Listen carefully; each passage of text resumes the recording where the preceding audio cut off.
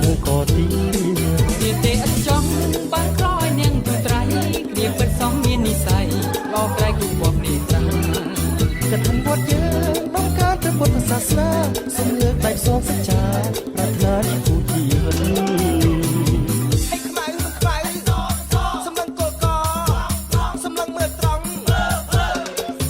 ស្រីក៏ស្អាតប្រាប្រាសង្ហា